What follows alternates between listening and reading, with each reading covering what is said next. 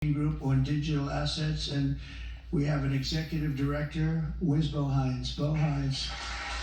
Hi, Bo.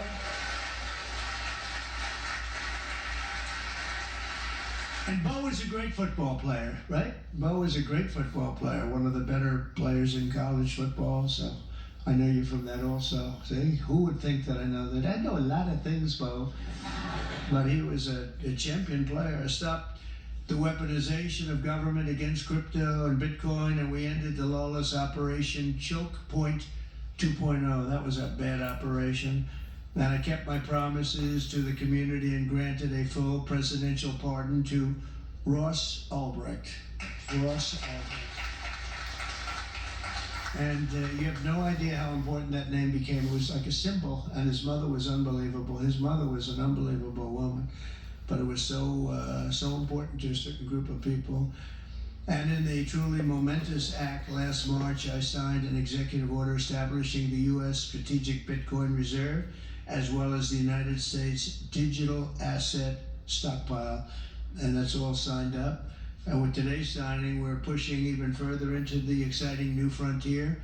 Just as I promised last year, the Genius Act creates a clear and simple regulatory framework to establish and unleash the immense promise of dollar-backed stable coins. This could be perhaps the greatest revolution in financial technology since the birth of the internet itself. A lot of people are saying that. I don't know. What do you guys think? Yes? If you say yes, I'm saying yes. I think it's great that you're involved, I will tell you. Many Americans are unaware that behind the scenes, the technical backbone of the financial system is decades out of date, many, many years out of date. You know that Paul and others are straightening it out, but payments and money transfers are costly and take days or even weeks to clear.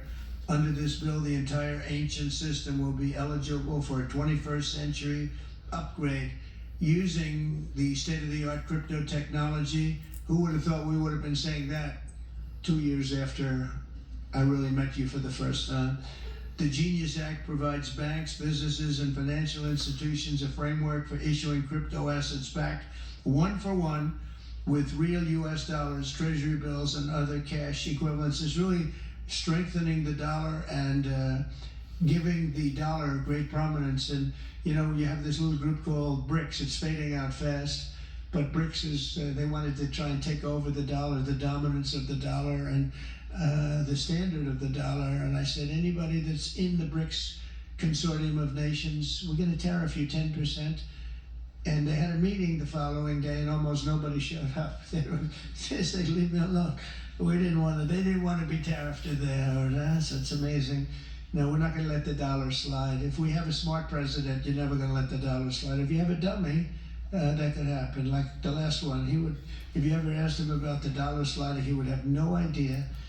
But we can't let that ever happen again.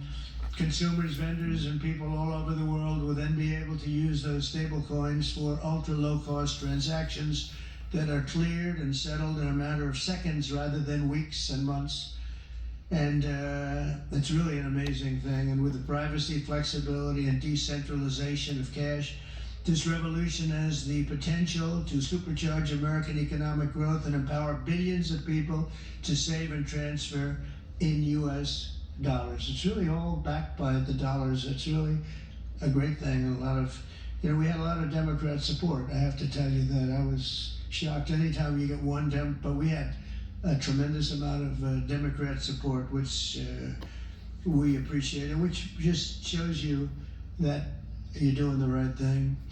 This will increase demand for U.S. Treasuries, lower interest rates, and secure the dollar's status as the world's reserve currency for generations to come. The reserve currency is so important. You know, if we lost that, that would be like losing a world war. We can never let anyone play games with us, and that's why when I heard about this group from BRICS, 6 countries basically, I hit them very, very hard. And if they ever really form in a meaningful way, it